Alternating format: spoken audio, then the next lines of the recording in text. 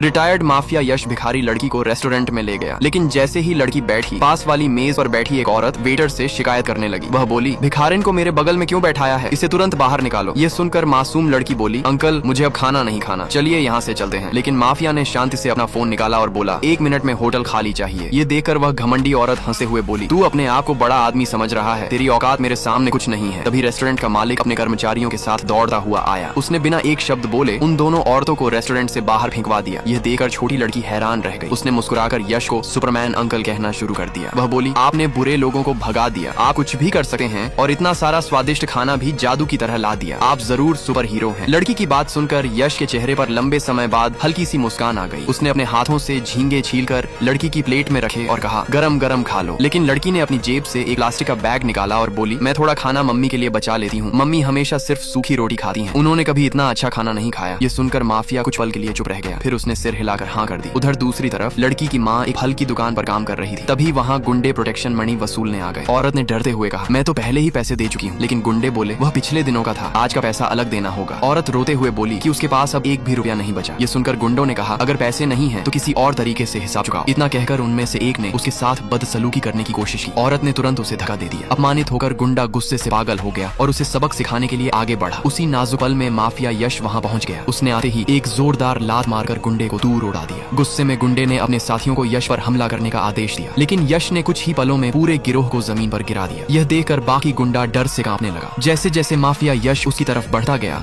वह घबरा कर बोला, मैं मानव का आदमी हूँ, अगर मुझे हाथ लगाया तो मानव तुम्हें कभी नहीं छोड़ेगा। फिर उसने तुरंत अपने बॉस मानव को फोन कर दिया। उसे क्या पता था कि उसी समय मानव माफिया यश के सेक्रेटरी से एक मुलाकात की भीख मांग रहा था। इसी दौरान मानव के पास उसके गुंडे का फोन आ गया। जैसे ही उसे पता चला कि किसी ने उसके इलाके में उसके आदमी को पीटा है, वह गुस्से में बोला, मैं अभी आता हूँ, उसकी औकात दिखाता हूँ। बॉस का भरोसा मिलते ही छोटा गुंडा फिर से अकड़ने लगा। उसने माफिया से कहा, अब तू मरा समझ। औरत घबराकर यश से बोली, जल्दी यहाँ से चले जाइए, मानव इस इलाके का सबसे बड़ा डॉन है, उसे कोई नहीं टकरा सका। लेकिन गुंडा हंसते हुए बोला, अब भागने का मौका खत्म हो चुका है, तेरे हाथ काट कर कुत्तों को खिला देंगे। माफिया यश वहीं खड़ा रहा और रात होने तक इंतजार करता रहा। आखिरकार मानव अपने आदमियों के साथ वहां पहुंचा। संयोग से माफिया यश की सेक्रेटरी भी उसके साथ ही। आगे देखने के लिए पार्ट 2 लिखकर भेज दीजिए, हम समझ जाएंगे।